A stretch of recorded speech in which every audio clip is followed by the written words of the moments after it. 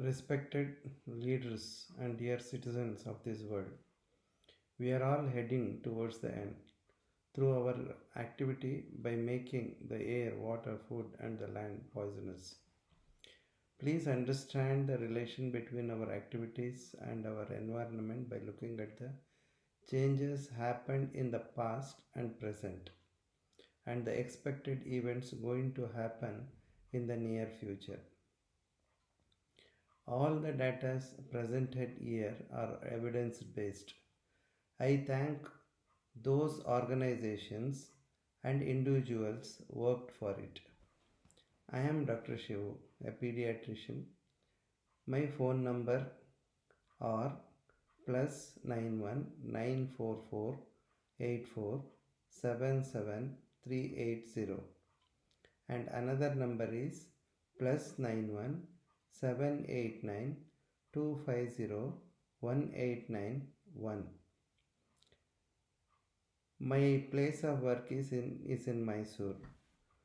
My mail ID is shivup.183@gmail.com. Please visit www.slideshare.net/dr/shivu, that is www.slideshare.net /Dr. Shivu, for my articles on our life, this world, and environment.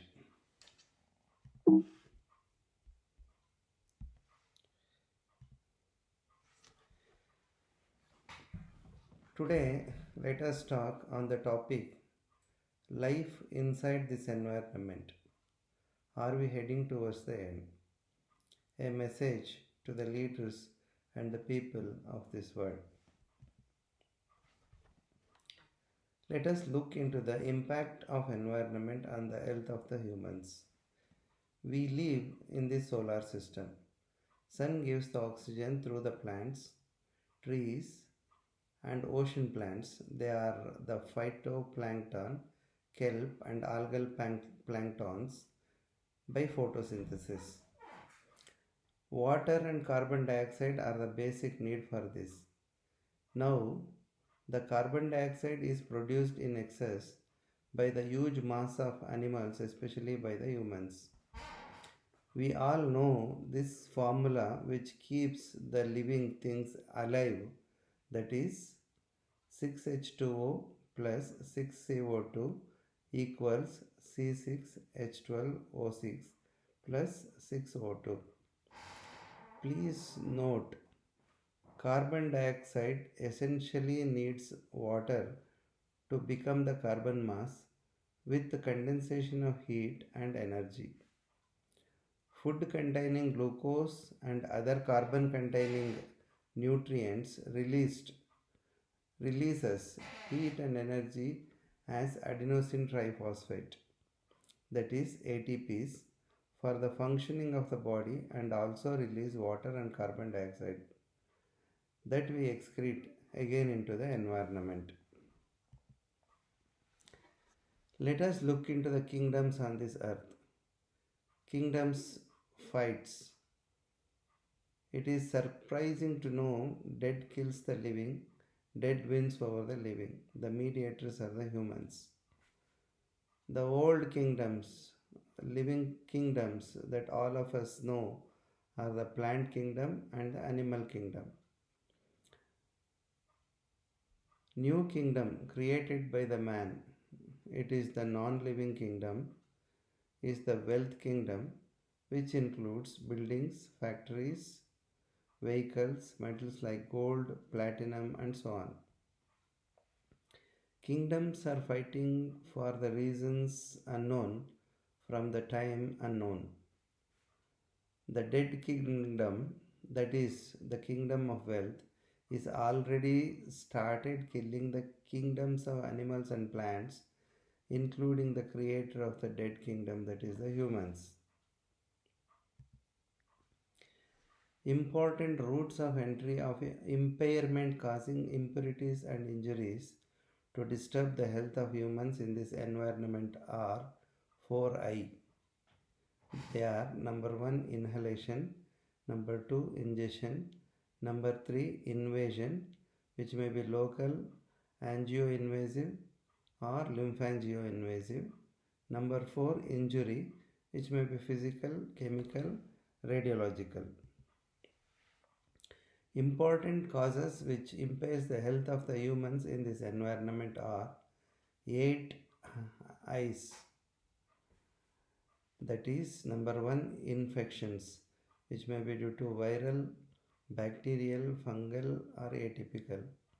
Number 2 infestations, which may be due to protozoal or helminthic. Number 3 inflammation. Number 4 immune mediated. Number 5 injurious, which may be physical, chemical, radiational. Number 6 irritational metaplasia causing neoplasia. Number 7 inborn. It may be metabolic, anomalous, syndromic due to chromosomal or genetic defects. Number 8 inappropriate nutrition. Let us look into the composition of the query free air that we breathe throughout our life. The composition of air is nitrogen, which is 78%, oxygen, which is 21%, argon, that is 1%, carbon dioxide, that is 0.03%, and water vapor, with a few more minute elements that we are forced to inhale to live, which gives life for us with good health if this air is good. The composition of gas we exhale are 4 to 5% by volume more carbon dioxide and 4 to 5% by volume less oxygen that was inhaled. This expired air typically composed of 78.04% of nitrogen, 13.6 to 16% of oxygen. This exchange happens because of diffusion through concentration gradient. Let us look into the physiology of lungs, that is, the structure and the function of the air welcoming organ. Air enters our body through the nose, rotates in the paranasal sinuses, passes through the pharynx, larynx, trachea. Trachea divides as right and left bronchi before it divides 23 times as bronchi and bronchioles and ends in the alveoli. At the end of each terminal bronchiolar duct, there are approximately 100 alveolar sacs, each containing 20 to 30 alveoli that are 200 to 300 micrometers in diameter. Each alveolar membrane is 1 cell thick and is in direct contact with the capillaries that are also 1 cell thick. There are about 600 million alveoli in the lungs, with a total surface area of about 75 meters square. The large alveolar surface area combined with the thin membranes allows gas to diffuse easily across the alveolar walls. Let us look into the partial pressures of atmospheric gases. So, we see nitrogen, the percentage is 78.6% and the partial pressure is 597.4 millimeters of mercury. The oxygen is 20.9% and the partial pressure is 158.8 millimeters of mercury. Water is 0.04% and the partial pressure is 3. Carbon dioxide is 0.004 and the partial pressure is 0.3. And other gases, the percentage is 0.0006 and the partial pressure is 0.5. And when we calculate all these things, the total atmospheric pressure becomes 760 millimeters of mercury. Partial pressure of oxygen at outside and inside of our body are: the partial pressure of oxygen in the atmosphere at sea level is 160 millimeters of mercury, that is 21% at standard atmospheric pressure of 760 millimeters of mercury. The partial pressure of oxygen in alveolar air is about 104 millimeters of mercury. The partial pressure of oxygenated pulmonary venous blood is about 100 millimeters of mercury. In arterial blood, it is between 75 millimeters of mercury to 100 millimeters of mercury. The oxygen tension in the venous blood at sea level is between 30 millimeters of mercury to 40 millimeters of mercury. The arterial blood gas and the fractional inspiratory oxygen, when we look into, we consider FiO2 of the air as 0.2. Is the FiO2 at the center of the city with packed vehicles, in the village, in the forest, are all the same is the question to be evaluated. If there is relatively more carbon dioxide and less oxygen in the inspired air, then how it is going to affect the gas exchange, and from where the carbon dioxide is going to be excreted from the body are the questions to be evaluated. The following are the normal range results of blood gas analysis. The normal pH of the arterial blood is about 7.35 to 7.45. The partial pressure of the oxygen is about 80 to 100 millimeters of mercury. The partial pressure of the carbon dioxide is 35 to 45 millimeters of mercury. The normal bicarbonate levels in the arterial bloods are about 24 to 28 milliequivalents per liter. Let us look into the composition of combustion gas. The composition of most of the combustion gas is nitrogen, water vapor. See, water vapors are not seen in pure carbon fuels, and carbon dioxide. Carbon dioxide is not seen in fuels without carbon. Usually these things, that is the nitrogen, water vapors and carbon dioxide, they are not toxic or non-noxious. Although carbon dioxide is a greenhouse gas that contributes to the global warming. But a relatively small part of combustion gas is undesirable, noxious or toxic substance, which are carbon monoxide from incomplete combustion, hydrocarbons from unburned fuel, nitrogen oxides from excessive combustion temperature, and particulate matter, mostly soot. We need to analyze the composition of air present in the forest or in the village or in the center of the urban area with packed slowly moving vehicles, like whether all these air are the same or not. What are the changes that is going to happen if we are inhaling air mixed with combustion gas? So naturally the nitrogen may come down relatively. Oxygen, definitely it comes down. Water vapor will increase. This is the exception is pure carbon fuel.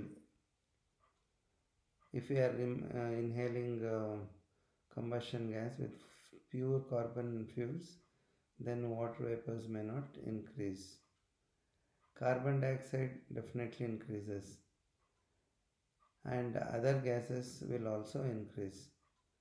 So that's what we are going to see. So, what are the effects of inhaling air mixed with combustion gas? Imagine if the inhaled air contains more concentration of carbon dioxide and less oxygen, then naturally the volume of carbon dioxide excreting from the lungs will decrease, and it will remain in the blood, or the body has to excrete it through other routes, maybe a kidney. Less oxygen in the inhaled air may lead to less oxygen diffusing into the blood. That is, relatively less oxygen and more carbon dioxide in the inhaled air make the lung to get less oxygen and excrete less carbon dioxide from the body. So, what are the expected changes following inhalation of polluted air? So, that is air mixed with combustion gas. If you inhale, naturally the oxygen level in the blood decreases, the carbon dioxide level in the blood increases. And when we look into the arterial blood gas analysis, the pH may decrease slightly or it may be very close to the normal values because of compensatory mechanisms, and the partial pressure of oxygen may relatively decrease and the partial pressure of carbon dioxide may relatively increase, and the level of the bicarbonates may relatively increase to compensate the acidosis. What are the subclinical manifestations of inhalation of air mixed with combustion gas? Presently, the oxygen may not be very low or the carbon dioxide concentration may not be very high to cause death suddenly. But many people, especially with compromised lung or the people working at the polluted area, will suffer weakness, loss of energy, headache, poor working speed, poor concentration, and lethargy, apart from many related diseases and early death through respiratory failure, myocardial infarction, cerebrovascular accidents, and so on. So, the helper. So, trees work as the air purifier. Trees, what they do? Trees renew our air supply by absorbing carbon dioxide and producing oxygen. The amount of oxygen produced by an acre of trees per year equals to the amount of air consumed by 18 people annually. The tree produces nearly 260 pounds of oxygen every year. 1 acre of trees removes up to 2.6 tons of carbon dioxide each year. 1 hectare, that is 2.47 acres, may contain over 750 types of trees and 1500 species of higher plants. Trees work as a dust purifier.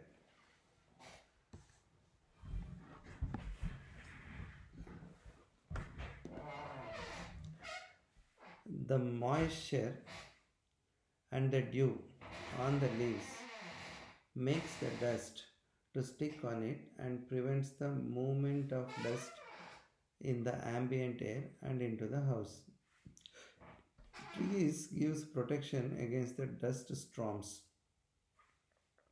Roots of the trees provides pockets for the water to stay.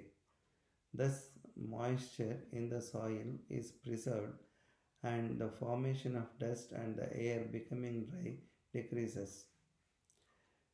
Trees decreases the process of evaporation of water from the soil or preserve soil moisture and thus the formation of dust. Trees provide shade for the varieties of small plants and grass which grows in the shade. This keeps the soil moist, prevents drying, and also the erosion of the soil. Trees absorbs the particulate matters till the raindrops takes it to the soil and thus works like a barrier wall between the dust forming roads and the houses. Leaves takes up carbon dioxide and gives oxygen to the atmosphere. Take dust as the sign of global warming. We can see more dust adsorbed over the leaves which are close to the road and less dust particles over the leaves which are little away from the road. Thus, trees make the dust not to fly for long distance and thus prevents the particulate matter entering the living areas. We get more dust when the atmosphere is hot and dry, which is a sign of global warming due to poor surface water management with this population. Trees prevent spread of particulate matter. By growing a lane of trees which acts like a wall at the areas where trees is the possibility of generation of decreases where there is the possibility of generation of particulate matter will significantly reduce the pollution spreading outside the line of trees and the entire air quality becomes better for the houses present close to the road. Is there sufficient space for these trees? Who implants these trees? Who provides water for these trees? Who protects these trees from animals and humans? Who looks after the livelihood of the people who take care of these plants are the issues to be addressed. Plants help our health. An ordinary cement compound wall will not absorb dust and particulate matter to the extent the plant compound does. And for sure, it is not going to absorb carbon dioxide and release oxygen. In this aspect, a compound of plants is useful to the mankind. Land pollution leads to impure soil. The dust generating from the pure soil is less allergic. Now it is difficult to see the dust with the pure soil. And most of the time, these dust from the soil will also contain highly allergic materials like pollen, soot, chemicals, pollutants, and so on. As free pollutants are smeared on the physical particulate matter. The common pollutants are particulate matters: carbon monoxide, lead, nitrogen oxide, ground level ozone, and sulfur oxides. Particulate matters are injurious to the health of the animals and plants.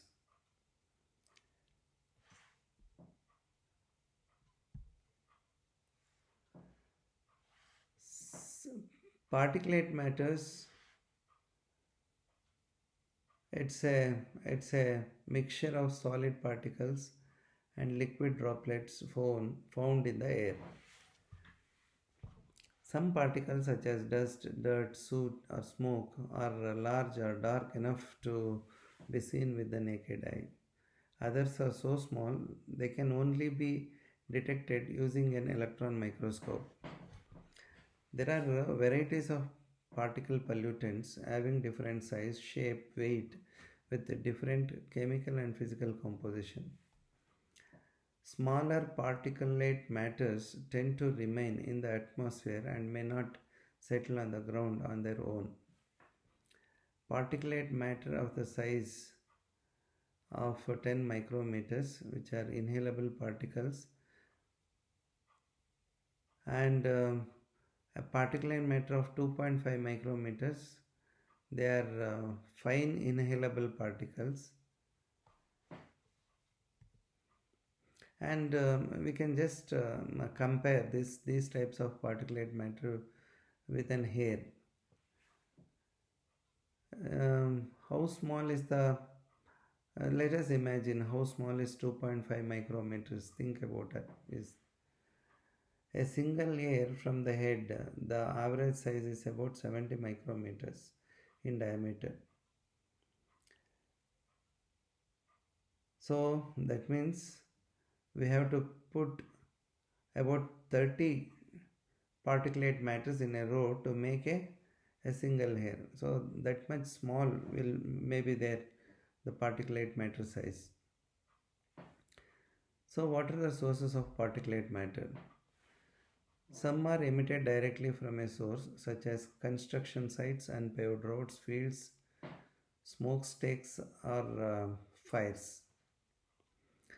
Most particles form in the atmosphere as a result of complex reactions of chemicals such as sulfur dioxide and nitrogen oxides, which are pollutants emitted from the power plants, industries, and automobiles.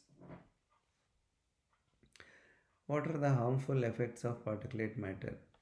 Particulate matter contain microscopic solids or liquid droplets that are so small that they can be inhaled and cause serious health problems.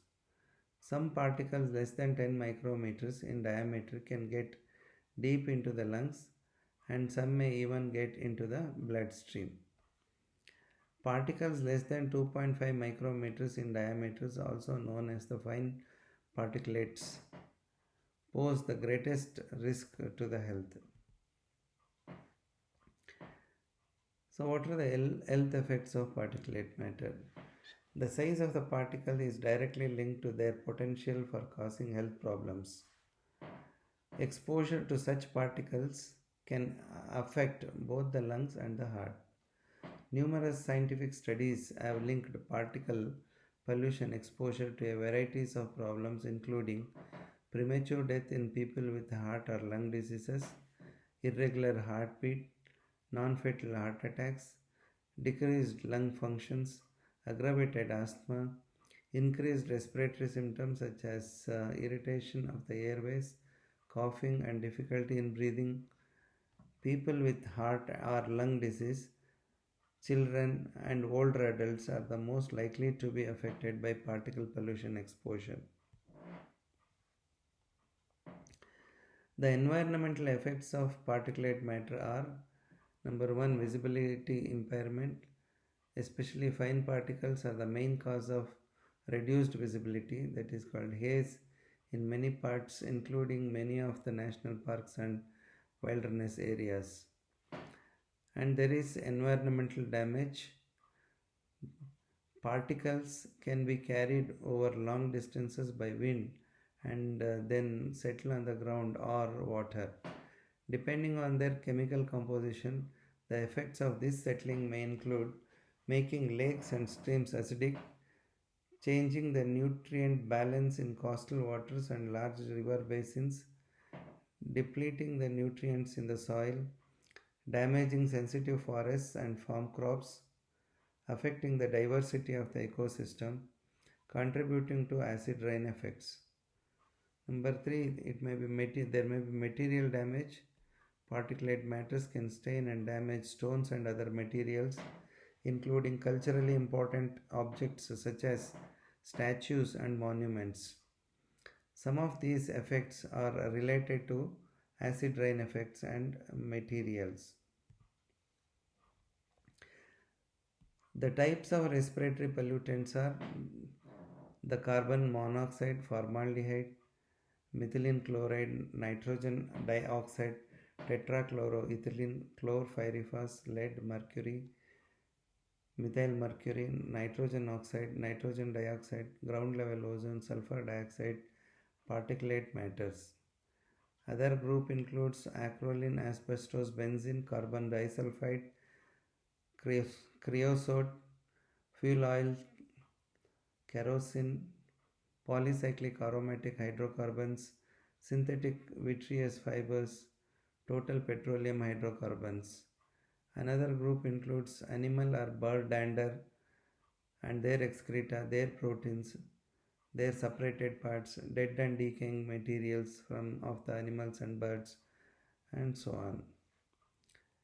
The types of respiratory pollutants which are outdoor air pollutants are: air pollutants have complex chemical and physical features depending upon the source of pollutants. Outdoor air pollutants are either derived from human activities such as industrial emission, road traffic, residential heating, shipping, air traffic, construction, agricultural activities, war and fire accidents, from natural hazards such as earthquakes, tsunamis, volcanic eruptions, spontaneous forest fires, and extreme temperature. Although natural hazards occurs independent of human activities, they affect the living environment, health, and lives of humans as hazardous events. Indoor air pollutants are generally released from smoking, building material, air conditioning, house cleaning, or air refreshing products, heating, lighting, and wood fuel or coal usage in cooking, and so on. Chemically, these pollutants can be presented as the vapor forms of inorganic pollutants such as ozone, carbon monoxide, nitrogen dioxide, sulfur dioxide, or as the vapor forms of organic pollutants such as polycyclic aromatic hydrocarbons, monocyclic hydrocarbons like benzene, toluene, xylene, and aliphatic chemicals. The structure and source of respiratory pollutants are: the particulate forms of air pollutants, however, usually consists of an inner carbon core with various organic pollutants and or heavy metals on the surface. The most harmful forms of particulate matter includes particulate matter with the size of less than 10 micrometers in aerodynamic diameter, or fine particles, that is particulate matter size less than 2.5 micrometers, and sometimes the ultra fine particulate matters, that is where their aerodynamic diameter less than 0.1 micrometer or 100 nanometers, which can be released from the diesel engine, volcanoes, asbestos, unpaved roads, plowing, burning fields, lint, pollens, and spores. Short and long-term effects of air pollution includes: air pollution increases the risk of respiratory diseases such as asthma, respiratory infections, and COPD in children and adults.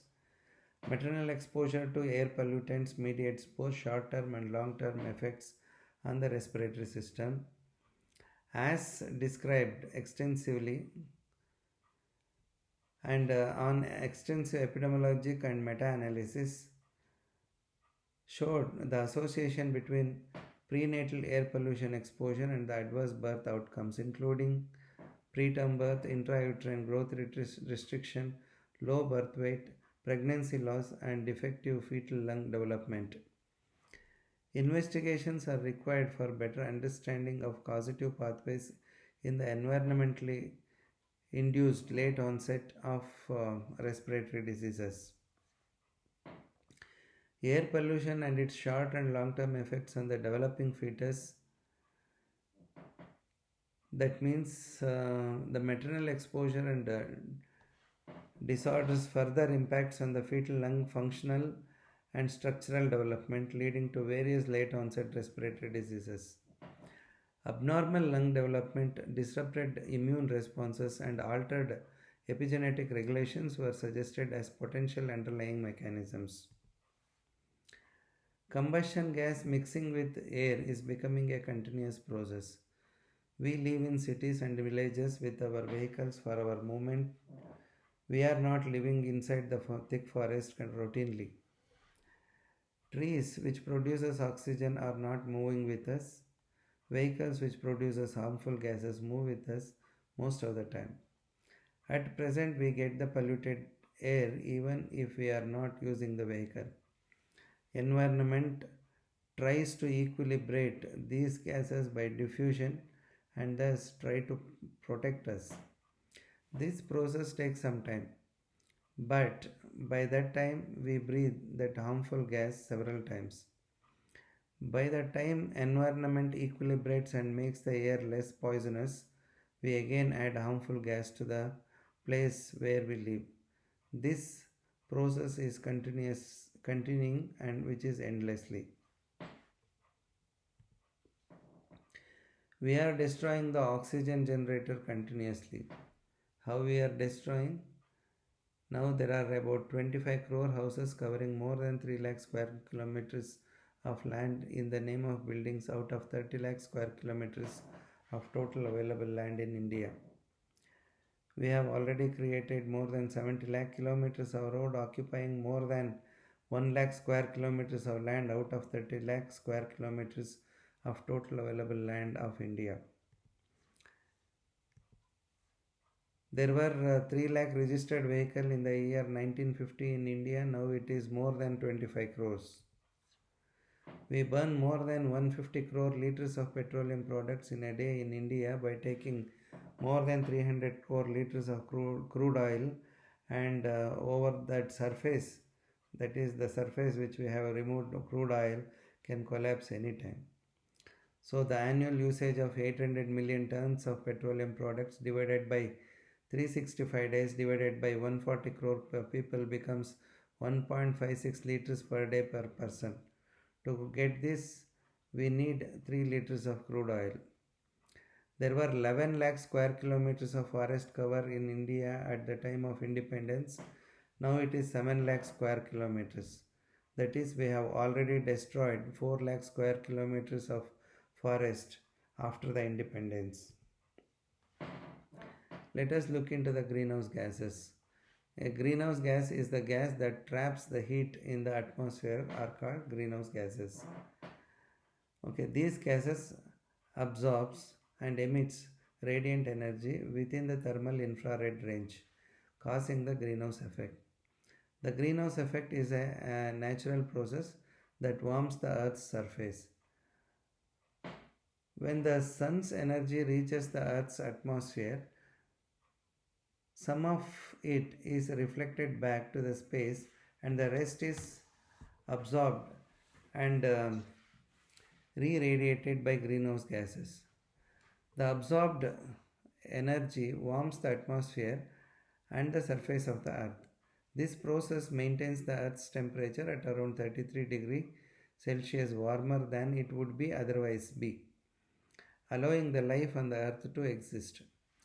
Enhanced greenhouse effects, that is, the problem we now face is that human activities, particularly burning fossil fuels like coal, oil and natural gas, agriculture and land clearing, which are increasing, which causes increase in the concentration of the greenhouse gases. This is the enhanced greenhouse effect which is contributing to the warming of the Earth. To summarize, in step 1, solar radiation reaches the Earth's atmosphere. Some of this is reflected back into the space. In step 2, the rest of the sun's energy is absorbed by the land and the ocean, heating the Earth. Step 3, heat radiates from Earth towards the space.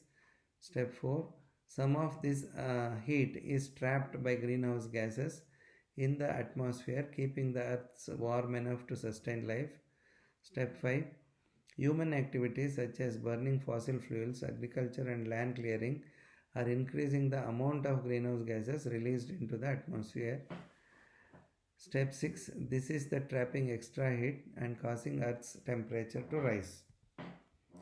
So the greenhouse gases are water vapors, carbon dioxide, methane, nitrous oxide, ground level ozone, fluorinated gases like chlorofluorocarbons, hydrofluorocarbons, volatile organic compounds. Let us look into Volatile organic compounds are the organic compounds that have a high vapor pressure at room temperature.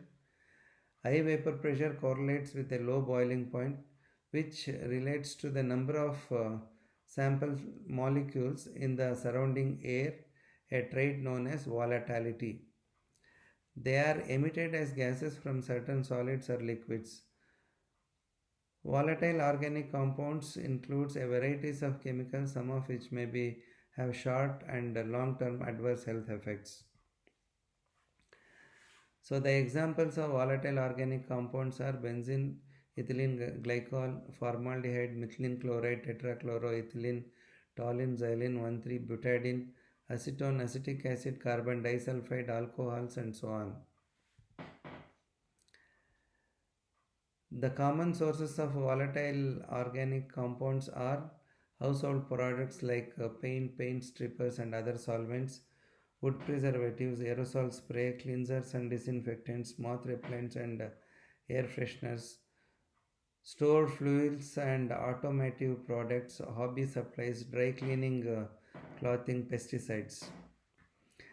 Other products includes building materials and furnishings, office equipment such as copiers and printers, correction fluids and carbonless copy paper, graphics and craft material including glues and adhesives, permanent markers and photographic solutions.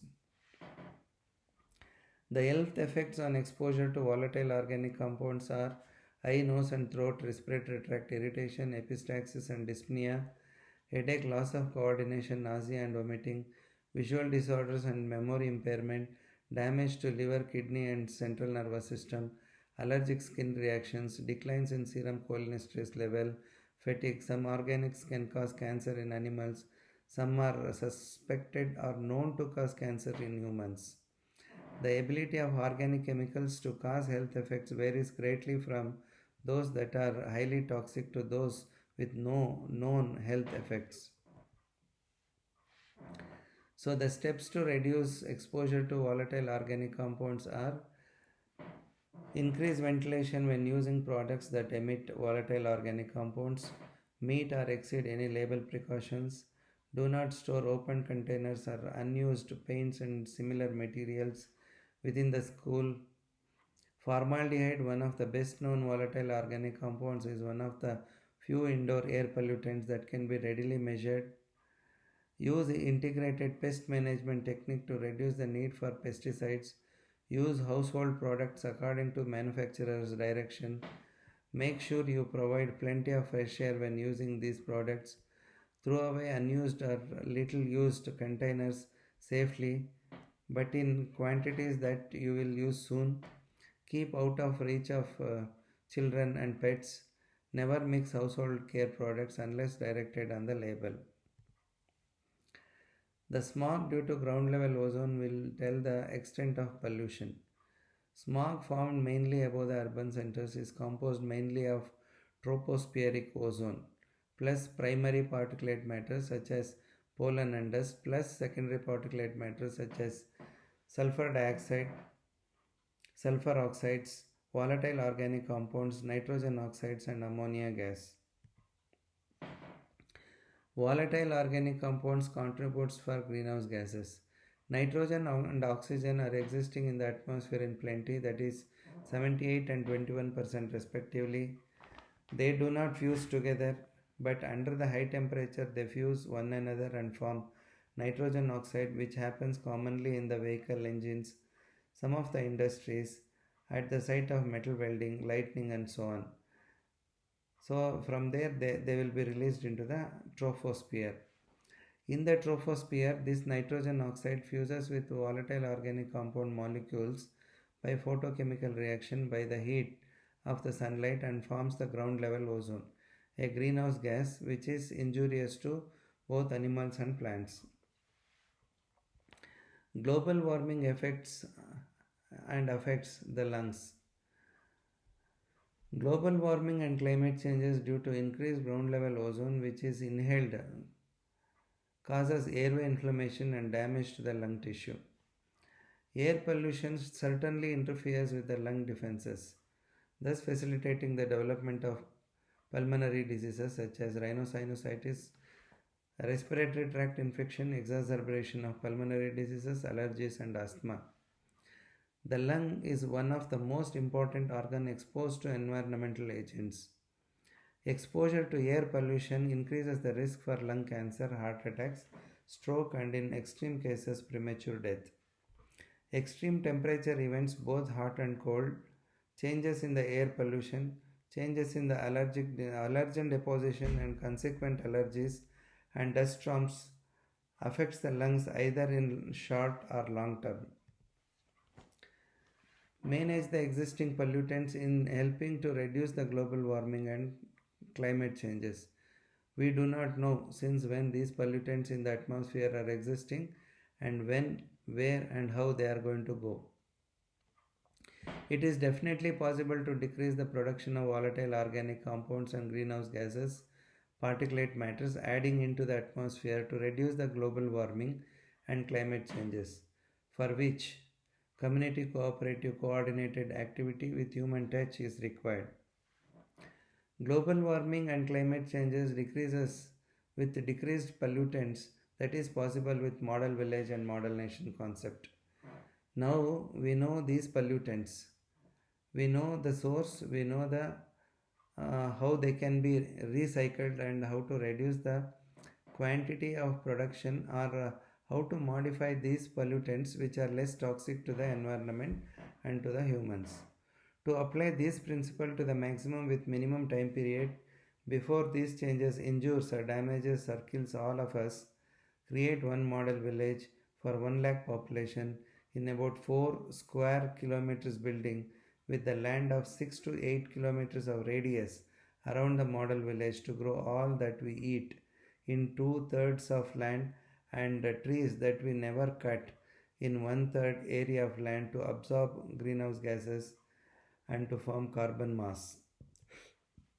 Manage the existing pollutants in helping to reduce global warming and climate changes.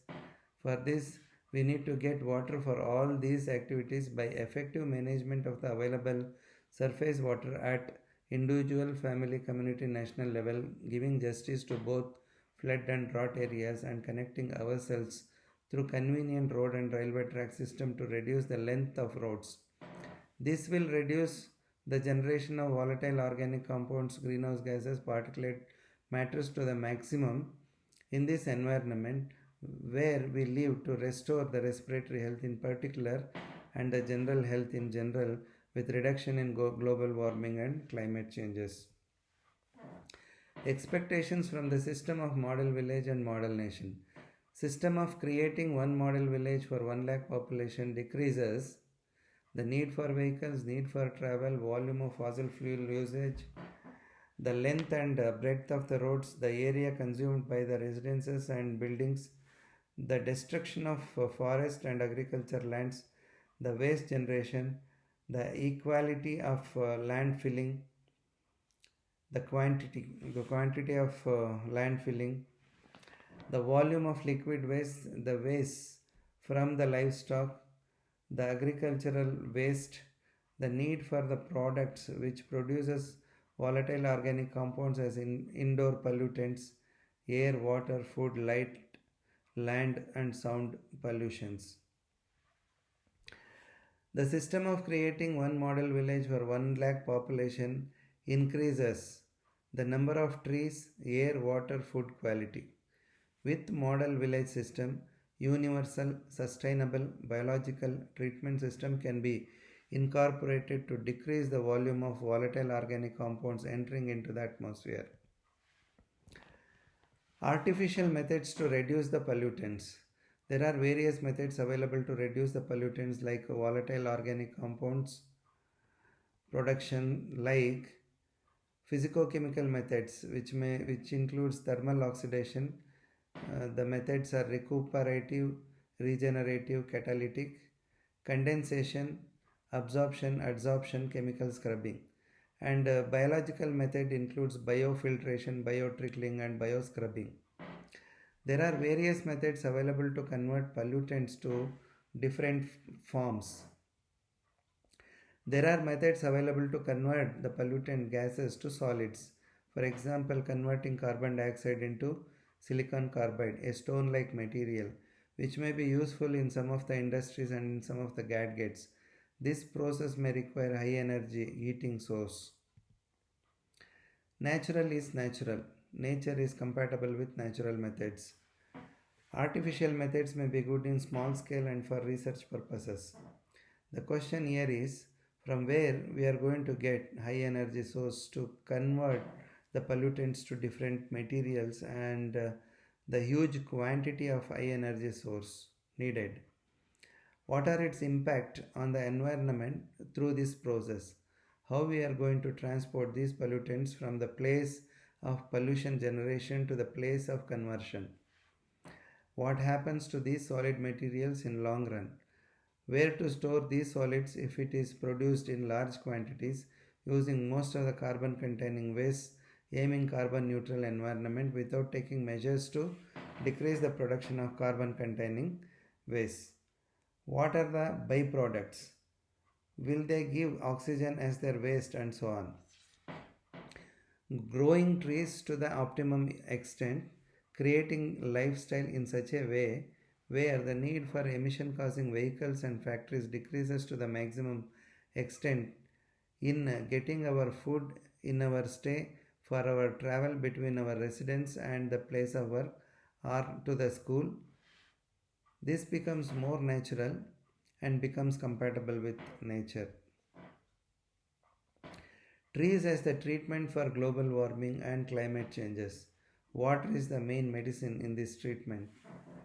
Growing trees in 1/3 land of all the model villages will convert the carbon dioxide into carbon mass, and thus the load of greenhouse gases decreases provided the trees gets adequate water and nutrients from the soil, as the carbon dioxide alone is not going to grow as the tree.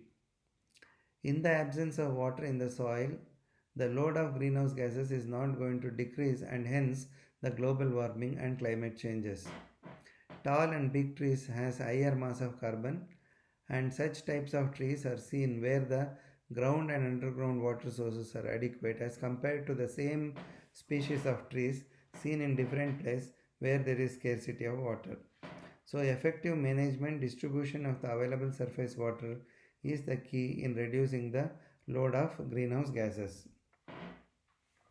Wells and bore wells provide underground water to the humans.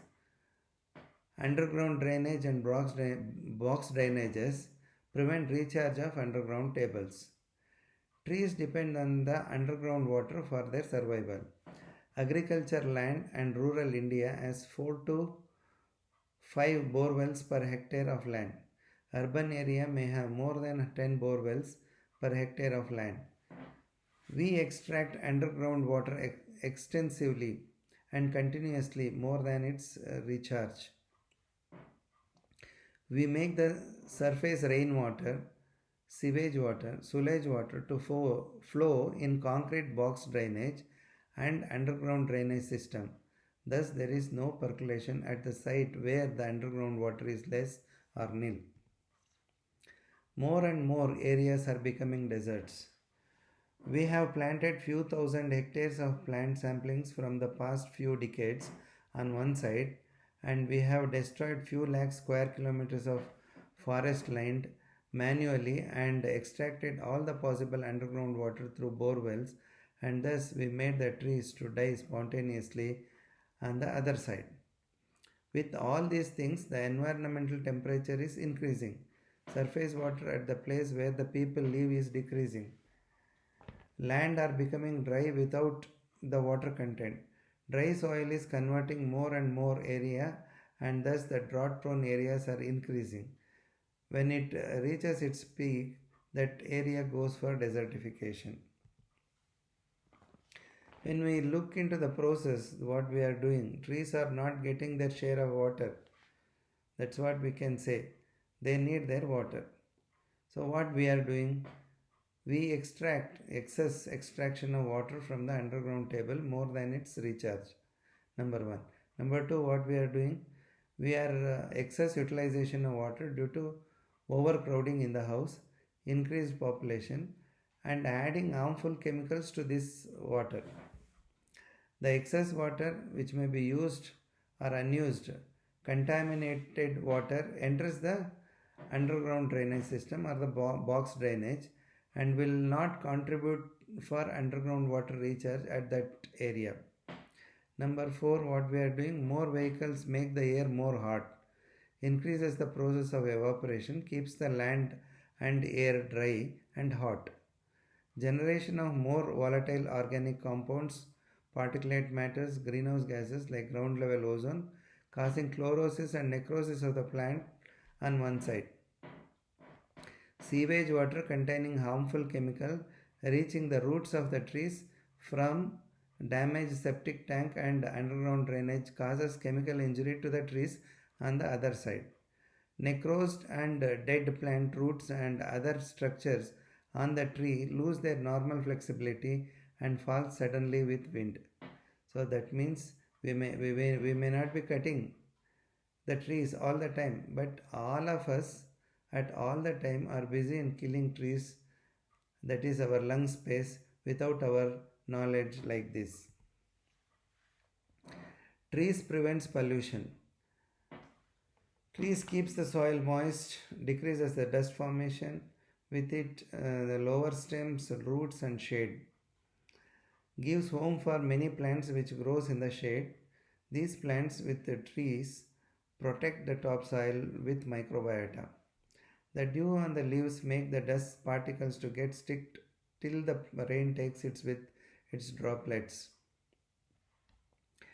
Takes carbon dioxide and gives oxygen. If there are more trees between the house and between the road, then there is less chances of getting allergens. Allergen is an allergen. Poison is a poison. Wherever it goes, it injures.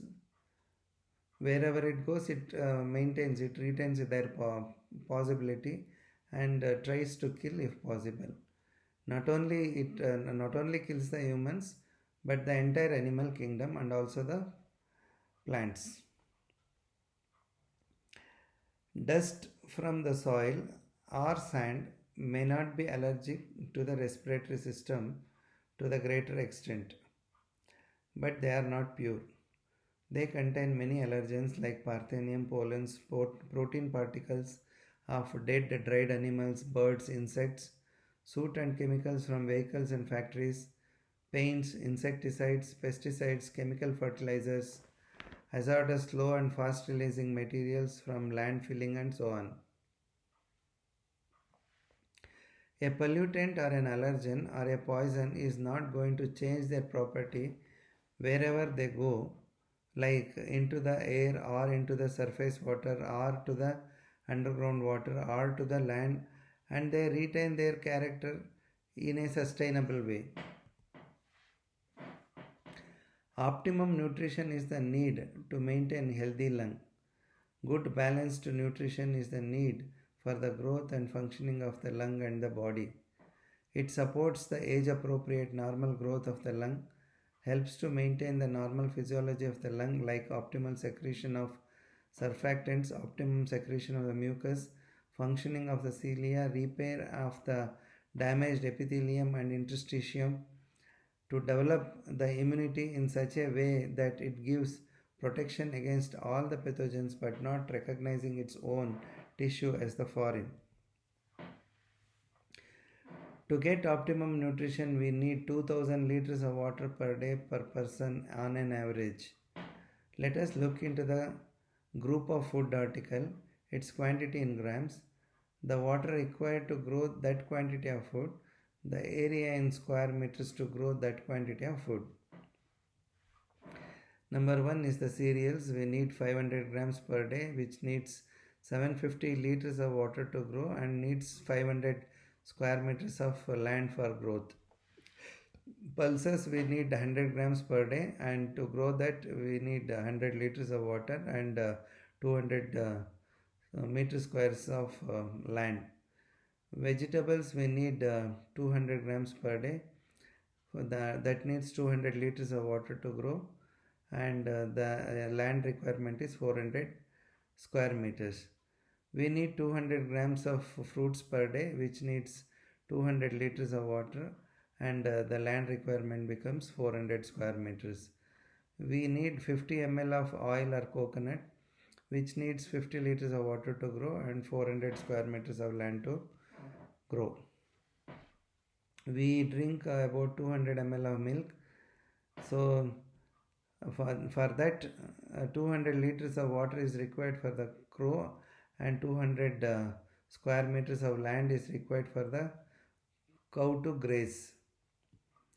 We eat about 30 grams of sugar in a day, and which requires 100 liters of water and 100 square meters of land.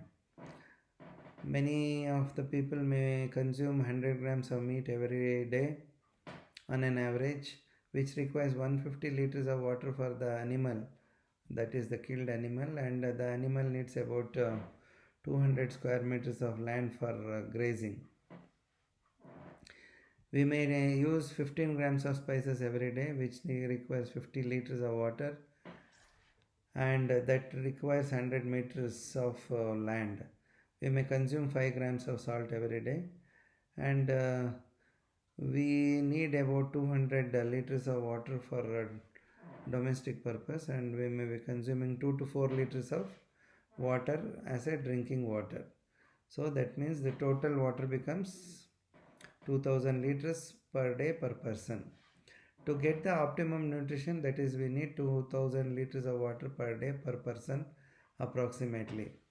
So let us look into the food article. Quantity in grams, water required to grow the quantity of food, area in square meters to grow that quantity of food. When we total it, how much it comes? It comes to the total weight of food item in grams per day per person becomes 1400 grams. The total water requirement per day per person becomes 2000 liters. The area of land required to meet the daily need of the food becomes 2500 meters square. Total volume of air required to meet one day's breathing becomes 14,400 liters, that is 500 ml per breath multiplied by 20 breaths multiplied by 60 minutes multiplied by 24 hours. The total volume of oxygen required to meet one day's breathing is, that is 100 ml per breath multiplied by 20 breaths multiplied by 60 minutes multiplied by 24 hours becomes 2880 liters. The total weight of the oxygen under standard atmospheric temperature and pressure becomes 8.4 pounds. Number of big trees needed to meet the daily oxygen need is about 12. So let us look into some of the number games. That is, in this environment, some of the numbers are constant. They are not going to change. That is the volume of air we breathe, that is 500 ml per breath. Number of times we breathe, that is 20 times in a minute. The amount of oxygen we consume, that is 2.88 cubic meters or 8.4 pounds in a day, or 1050 cubic meters or 3066 pounds in a year. Oxygen weighs 1.429 kilograms per cubic meters at standard atmospheric temperature and pressure. Amount of oxygen produced from one big tree is 260 pounds in a year. Amount of carbon dioxide removed by the tree is about 2.6 tons from the trees in 1 acre of thick forest per year. Carbon dioxide weighs 1.836 kilograms per cubic meter at standard atmospheric temperature and pressure. The number game continues. There are some numbers which are decreasing in the environment are number of trees. That is 25 trees per person in India. India has 37 billion trees and 1.4 billion people. When we look into some of the countries, China has 100 trees per person, Brazil has 1500 trees per person, Canada has 9000 trees per person. The per capita land in India is 2250 square meters, which are decreasing day by day. Per capita agriculture land in India is 1250 square meters. Please note the minimum requirement of land per person is 2500 square meters. That means the land of India is already supporting double the strength of population for its capacity. Per capita forest land in India is 500 square meters. Number of cities and its size. There are about 4000 cities and towns in India.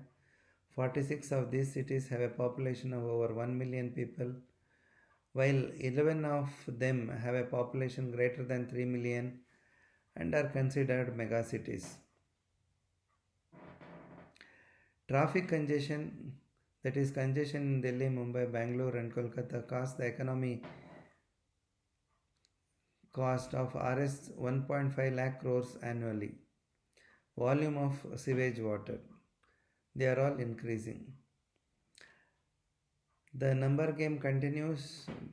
The things which are increasing in the environment are the length of roads in India.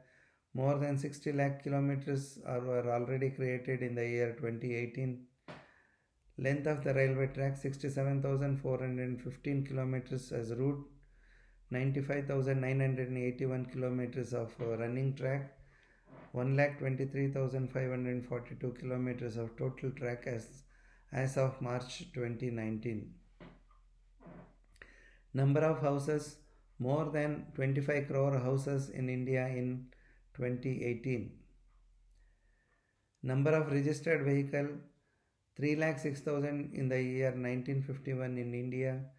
Now in 2017 it had crossed 25 crore 33 lakhs 11,000. Usage of petroleum products, consumption volume of petroleum product in India in the year 2018 is more than 800 million metric tons. And the cavities which are produced at the place where we remove the product from the lithosphere is also increasing, so which can collapse anytime. So a few more numbers which are increasing in this environment are the emission. Emission from the transport sector are a major contributor to climate changes.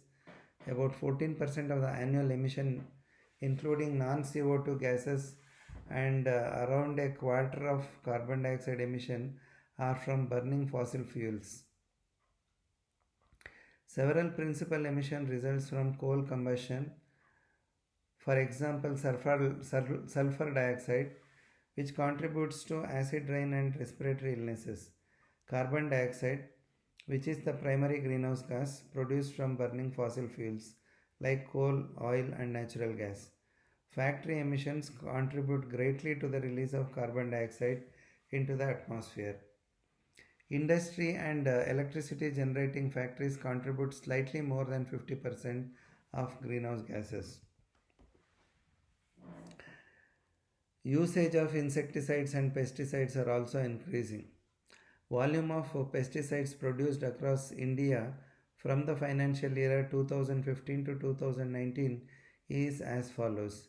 In 2015, 186,000 metric tons were produced.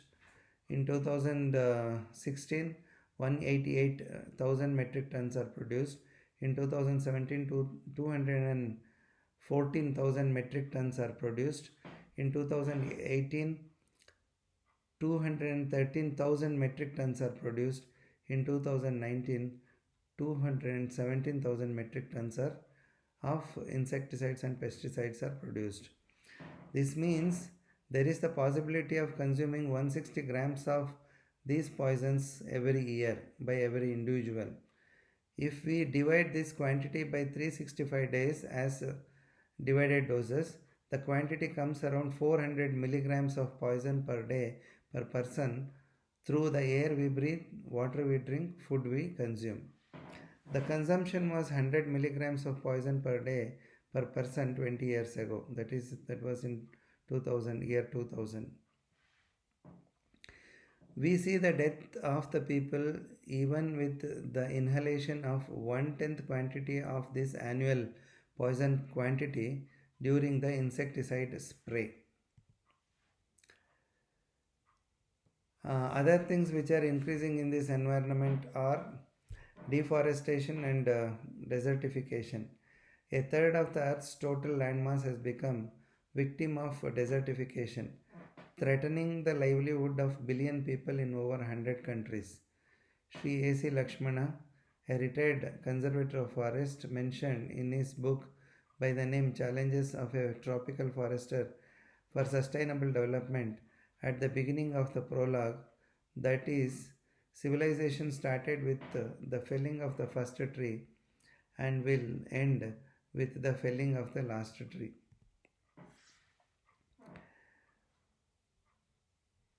And some more things which are increasing in this environment are atmospheric temperature.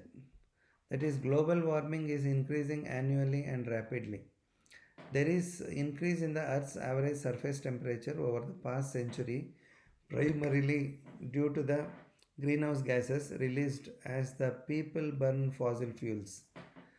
The global average surface temperature rose 0.6 to 0.9 degrees Celsius between 1906 and 2005. And the rate of temperature increase has nearly doubled in the last 50 years, and it is a matter of concern. All these things are happening even if we say we don't want these changes to happen several times and multiple times, and its severity is increasing day by day. The big question is when we are going to see the full stop for all these changes. Is it at the end of life on this earth with the present mode of progress? So the number game. So we have seen many number games till now. What are its impact on the health of humans? Pollution, poisons, allergens, infections, overcrowding, adulterations are increasing with increase in the population. Per capita space, physical and social distancing because of more people in less space are decreasing with increase in the population. So we are all busy and busy. The system makes us busy, and now it is not possible to escape from this for all of us. All of us are busy in our own work like studies, work, preaching, earning, but not all of us are busy in thinking what we are breathing, what we are drinking, what we are eating. All of us are busy in cutting trees for one or the other reasons like house building, getting interiors, furnitures, road, railway, factory construction, but not all of us are busy in implanting plants and converting them into big trees. All of us are busy in adding poisons to our environment in the form of pesticides, insecticides, fertilizers, and inhaling, drinking, and eating the same. But not all of us are busy in thinking how these plants which give the food existed before these pesticides, insecticides, fertilizers came in. It is not possible to expect few changes even with rise in the population. So, as the population rises, it is not possible to breathe less to save air for others. It is not possible to drink less to save water for others. It is not possible to eat less to save food for others. Trees will not release more oxygen as they cannot see more people. More weight of food does not mean there is more needed nutrients in it. Yield from the unit area of land will not rise manifold as the land is not able to sense more people.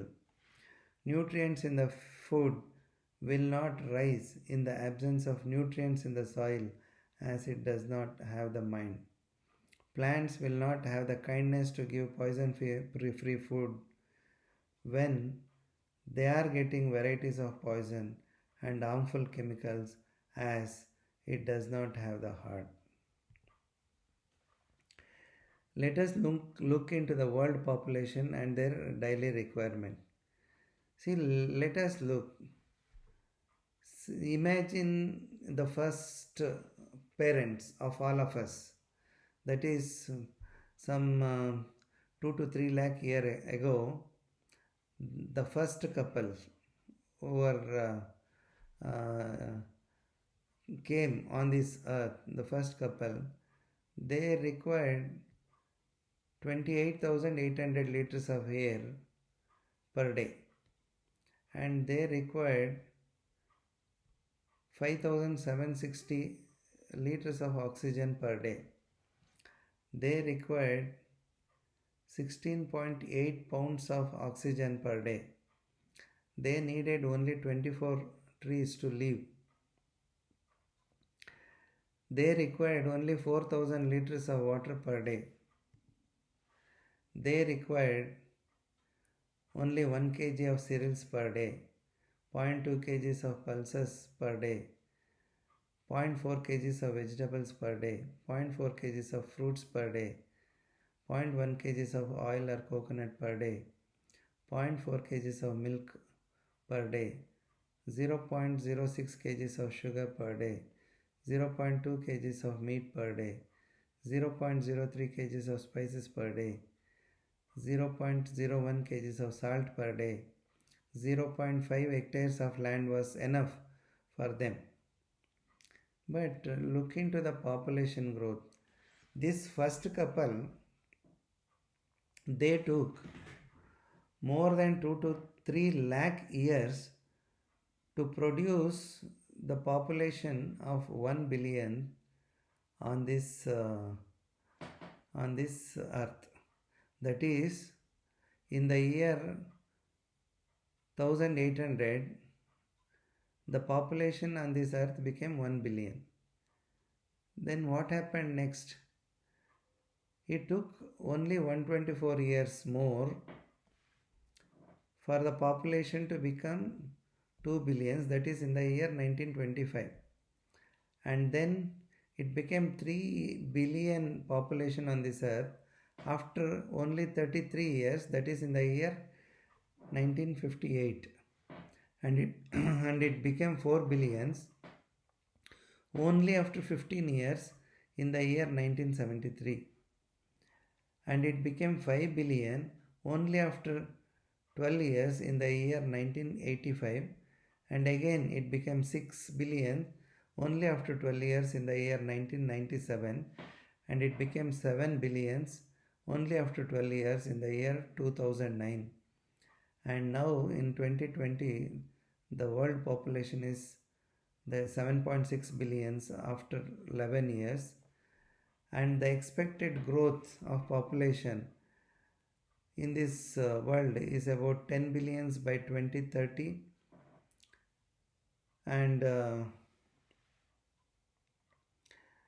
8.6 billions in 2030, that is after 10 years, and 9.8 billions after 20 years, that is in 2050, and 11.2 billions by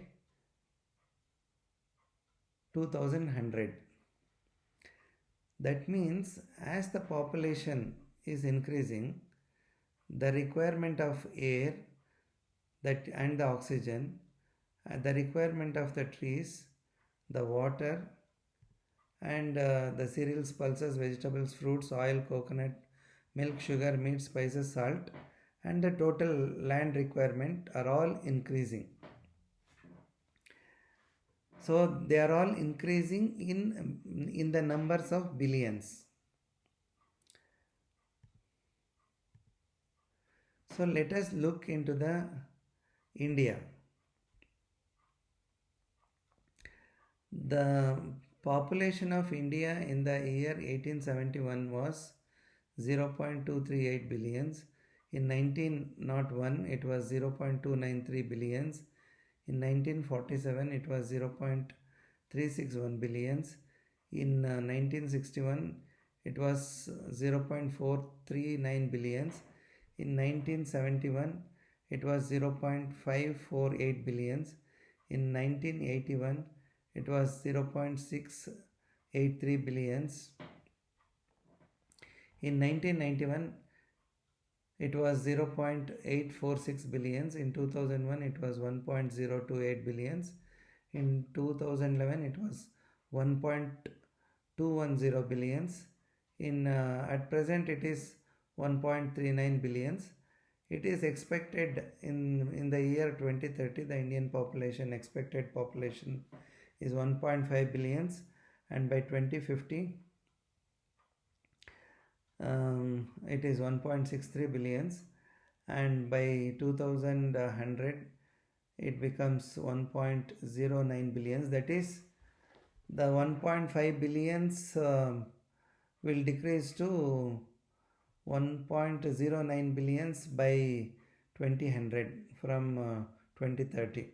So that means the population will start decreasing and more people will start dying from the year 2030, and there may be a slight rise in population, maybe because the old people may live little long.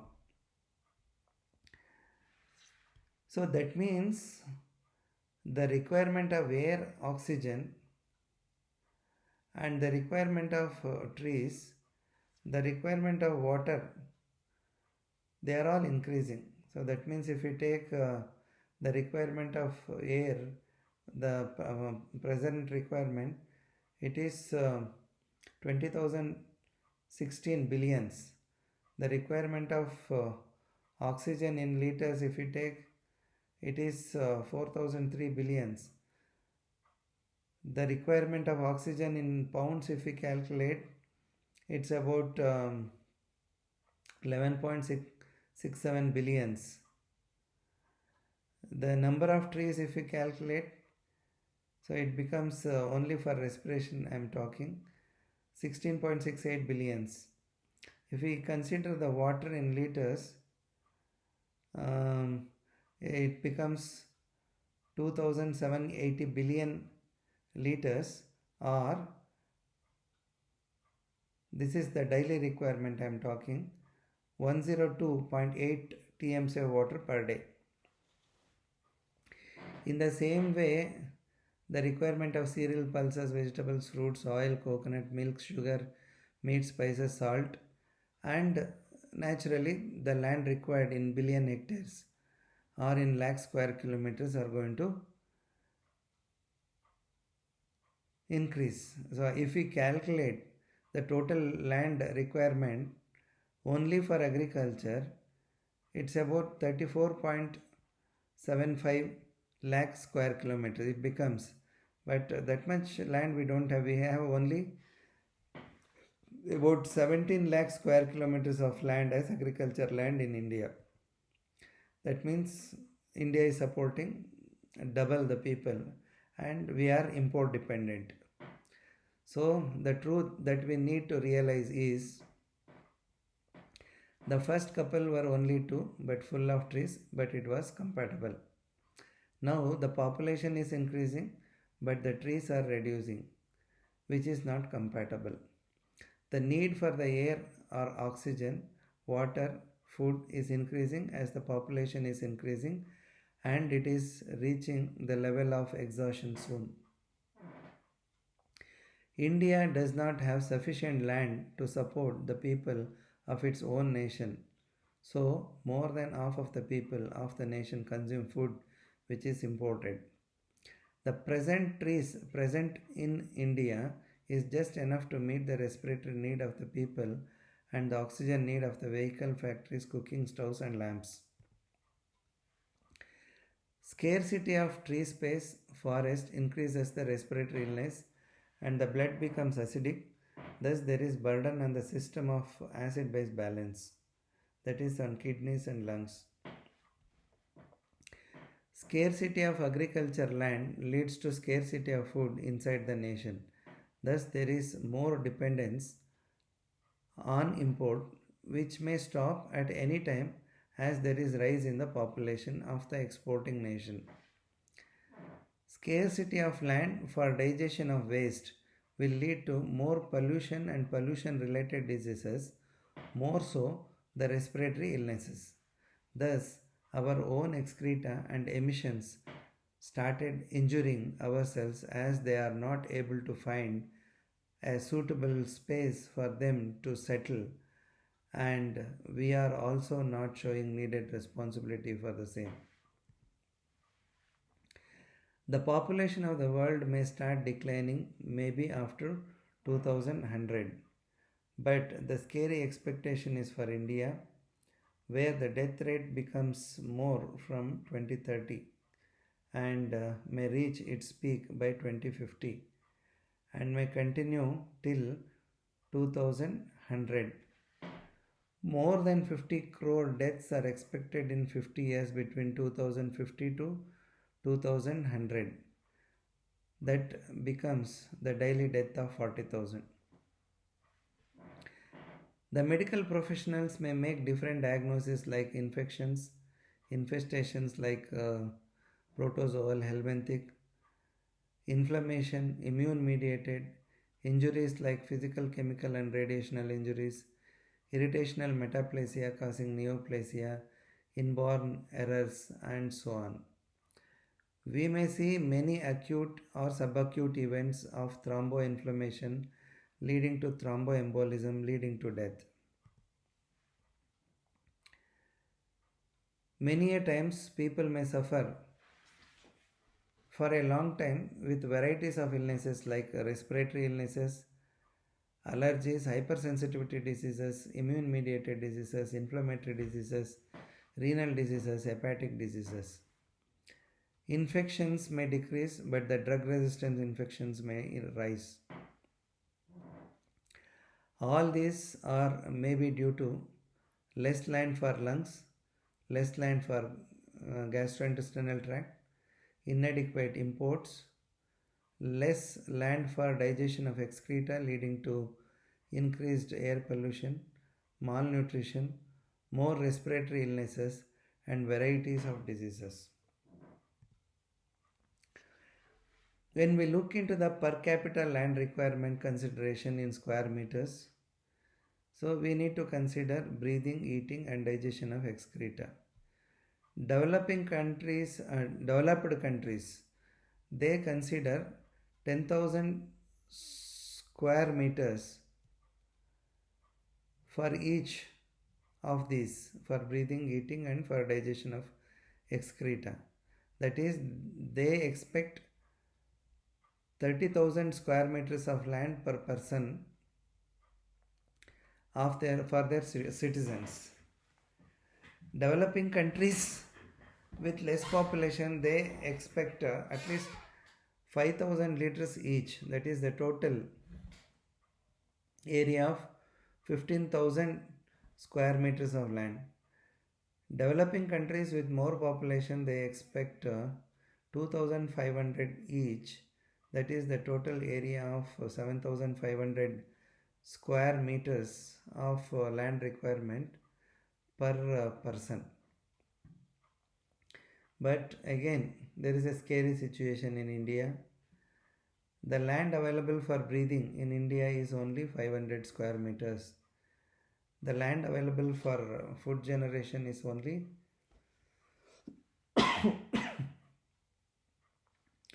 1,250 square meters.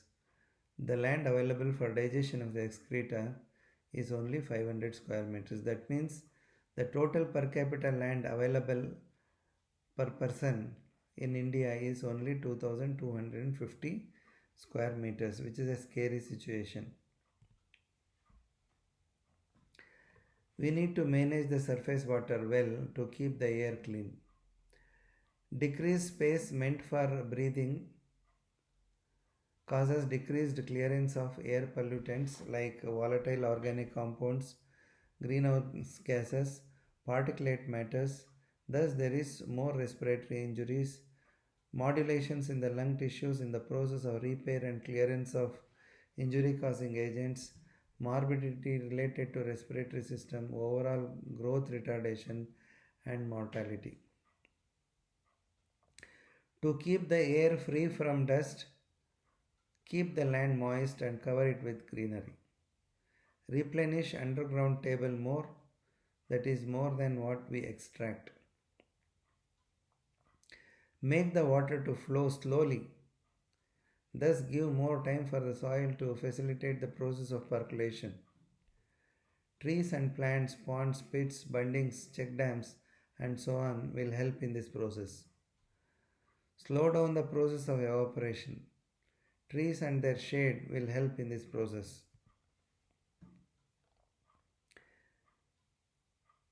Space and water are the need to get the food we need. Decreased space for food causes malnutrition and nutrition related physical growth retardation, mental growth retardation, morbidity, and mortality. It is the nutrients in the nutritious food that is going to matter for the growth and development and immunity, which is protective and not self-injurious. Getting more yield in terms of weight is not going to ensure the needed nutrients in the food.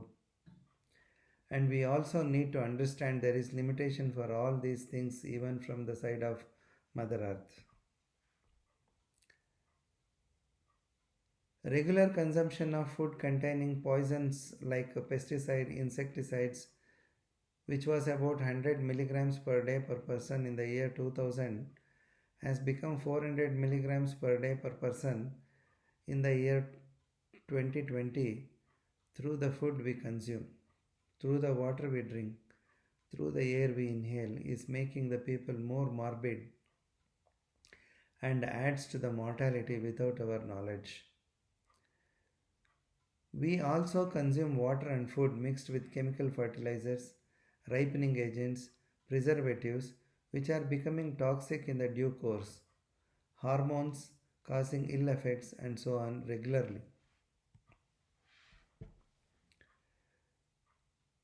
Space and clean behavior are the need to keep the environment and human healthy. Waste produced from humans is causing a lot of damage to the humans, and this damage increases many times if there is decreased space of land for the digestion of the same. Now the water of the sea is also getting contaminated by the waste produced by the humans, as it is noted by the changes in the flora and fauna of the sea.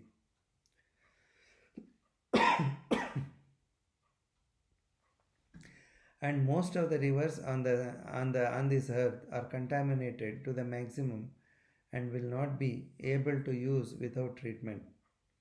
The toxic chemicals released continuously from the landfills is mixing with the surface water, underground water, soil, air, and making all of them poisonous, and it is in turn causing injury to the plants and animals.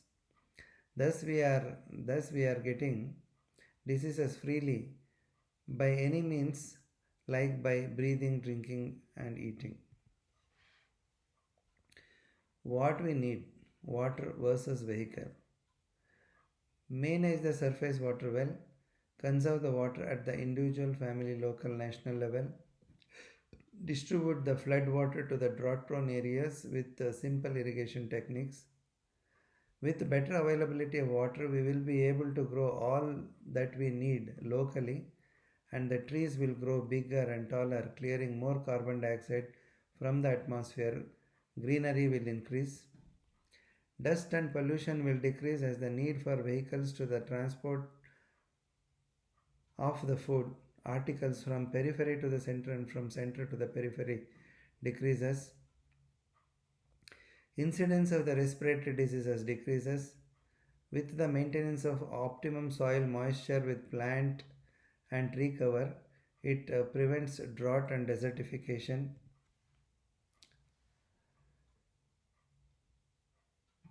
We will grow whatever is possible at the places wherever possible, depending on the soil, present availability of water, altitude, and so on. Through our hard work, this seems okay for us for the present days. We use more and more vehicle to transport food articles from place to place, causing more pollution due to more vehicles, more buildings for the storage, more widening and lengthening of the roads, cutting more and more trees in the name of roads and buildings. The trees which get escaped from cutting will not grow normally due to scarcity of water and pollution, more destruction of forest and agriculture land, making the air dry and thus more evaporation and decrease in the water level. Decrease in the soil moisture will increase the generation of particulate matter. Increase in the vehicle and transportation for food grain proportionately increases the area covered by the drought and decreases the overall yield of food again. There is more air, water, food, land, light, sound pollution. Increase in the vehicles will generate more volatile organic compounds, greenhouse gases, particulate matters, which can cause health impairment, respiratory diseases both in the animals and plants, which facilitates the flood, which facilitates the drought. Global warming and climate changes will also increase. So, what are the solutions to save the health and save this earth? Plant trees around the house like an extra compound. Do not cut the trees. Take all the measures to make the water to percolate into the soil to give more water for the trees so that the trees goes bigger and taller, thus takes up more carbon dioxide inside its body and it will convert it into carbon mass. Better nutrition to the children will make the children to develop better immunity, which is balanced, like it gives good protection against the pathogen but no allergic and autoimmune mediated diseases. Local hospital, local school, local shop should be the theme by upgrading all the hospital school shops with equality in quality, equality in cost, then emission from the vehicles will reduce drastically. The solutions to save health and save earth. Make houses near the place of work. Do not use vehicles for small distances. Keep only essential things that we need inside the house. Avoid using dust accommodating things like screens, carpets, decoration items and so on. Consume nutritious, poison-free diet. Avoid food containing harmful chemicals, preservatives, hormones. Have regular playtime that facilitates overall growth. Grow trees wherever possible. Cover all the possible land with greenery and grass. Avoid roads with more pollution and vehicles. Use inhaled medications as prescribed by the doctor to avoid injury and remodeling of respiratory organs if needed. Control population. One child for one parent. Make two families to stay together in one house after the marriage of their children. With this, we can decrease the process of construction of buildings and conversion of lands into residential layouts against the soil physiology. Get water for all the drought-prone areas from flood-prone areas by effective management of sufficient surface water, example through reticular canal system. Grow trees in at least 4 lakh square kilometers of land in India. Grow all what we eat in the land which is within 6 to 8 kilometers radius or 250 square kilometers of land around our residences. With this, we can save forest and agriculture land, decrease the transportation of food articles from place to place, preserve the purity and freshness of air, water and food. All these are possible with reticular canal system for effective management of available surface water by controlling the flood to the extent possible and eradicating drought to the maximum by diverting the flood water to the drought prone areas. Connecting people of different places with convenient road and railway track system. They are the short paths with conservation of agriculture and forest areas. making the people to live in model villages and thus decreases the area of agriculture and forest land consumed in the name of residences, offices, schools, bus stands, railway station, roads, railway tracks, and so on. Model nation achieves good quality in education, health, and lifestyle. With this, all of us can lead good life, which is simple, secure, easy, happy, prosperous, energetic, healthy, and long living. Save earth and get good for all. Most of the common people are good. Most of the leaders who administer the common people are also good. All of them wanted to do good only. Many people may find difficulty in doing good, leave about for others, even for themselves. Leader thinks and does good to the people, which depends on their way of understanding on so-called good work, its feasibility in long run, resources for the same in long run, its effects on the people and sustainability of the environmental resources if they continue the same good work for a long time. Most of us get excited on seeing or receiving short-term benefits. Most of us are not even think or understand or does, which makes all of us good in long run with sustainability. Doing good excessively to all at all the time, at all the places, even from the government, make the resources to go for empty and even in the environment. Because there is a limit for everything, later things may take their own way that we don't know where, when, and how. Thank you. Thank you for listening to my long speech.